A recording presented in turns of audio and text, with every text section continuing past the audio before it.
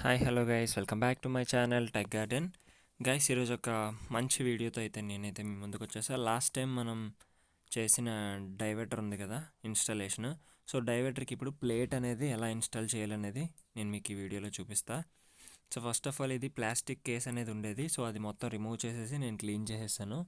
So అలాగే first మీరు చేయాల్సిన పని ఏంటంటే నీట్గా ఇది క్లీన్ చేసేయాలి, ఎక్కడ డస్ట్ పార్టికల్స్ ఏం లేకుండా.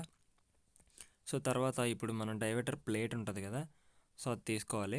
అది ఓపెన్ చేసిన తర్వాత ఇందులో హ్యాండిల్, ఎల్ఎంకి సెట్, ఇలా ప్లేట్ ఇవన్నీ వస్తాయి.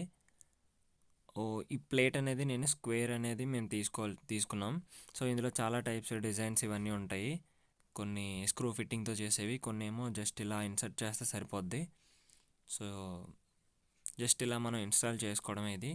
తర్వాత మనం ఆ రింగ్ ఇవన్నీ అరేంజ్ చేసుకోవాలి. హాట్ అండ్ కోల్డ్ వాటర్ ఈ హ్యాండిల్ మీదే మనకి ఉంటుంది.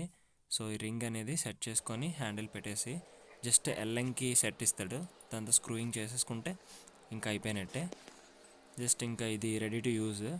మనం వాల్ ఆన్ చేసుకొని దీన్ని ఆపరేట్ చేసుకోవచ్చు.